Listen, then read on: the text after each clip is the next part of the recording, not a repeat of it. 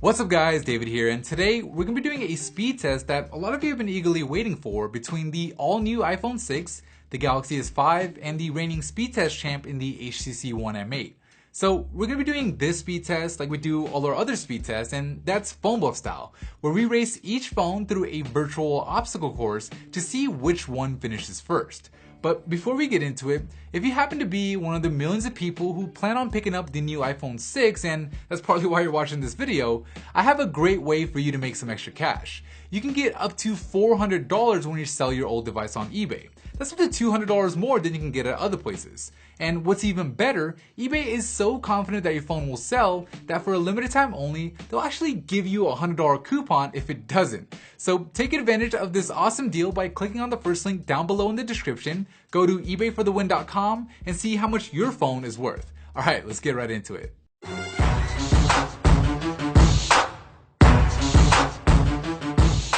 Alright, as always, all phones are coming off a fresh reboot and are connected to the same Wi-Fi network. We'll begin the speed test by starting the stopwatch on all three phones and then head into the camera app where they all do a relatively good job at snapping a pic. Going through the gallery app, it seems like the HTC One M8 is just a step ahead with it already in the browser loading up the mobile AT&T site. But hot on its heels are both the iPhone 6 and Galaxy S5, where the iPhone 6 has actually caught up and taken the lead, finishing the full AT&T site and moving on to the dictionary app. With the Galaxy S5 struggling on that browser test and falling behind the other two, all three phones are now about an app apart from one another, with the iPhone 6 in the lead loading up Temple Run 2, the M8 in second getting into Google Earth, and the Galaxy S5 in last finishing up Photoshop Touch. But it's still very early in this speed test, so there's still plenty of time for either the HTC One M8 or the Samsung Galaxy S5 to make a comeback, but it looks like they won't be able to do it in this lap as the iPhone 6 is just blazing through FIFA 14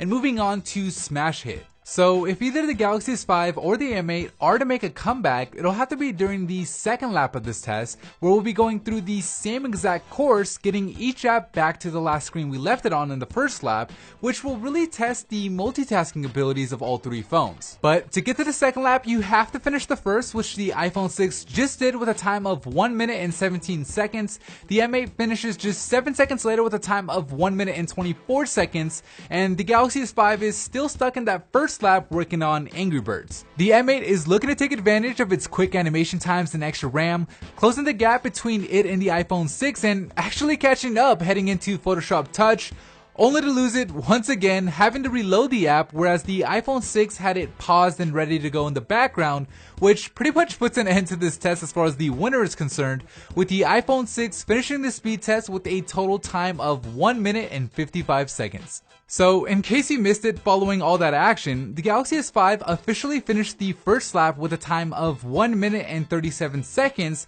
which is 13 seconds slower than the HTC One M8 and a whopping 20 seconds slower than the iPhone 6. The M8's official time for this race is 2 minutes and 9 seconds, and well, the Galaxy S5 had to reload every single app in this second lap, so I'm just gonna fast forward it here where you can see it finished just under 3 minutes at 2:58. So there you have it. The iPhone 6 is the new speed champ, with a dethroned HTC One M8 still being one hell of a fast phone, and the Galaxy S5 being fast enough to get the job done, but I would no longer consider it to be one of the fastest phones on the market. Of course, there's a lot more to consider in a phone than just performance, just like there's a lot more to consider in a car than a 0 to 60 time, but it's still something that's fun to test and something that's still worth considering. Anyways, that's it for me in this video. If you liked it, please give it a big thumbs up and show your love, and as always, thank you for watching, and I'll see you guys in the very next episode.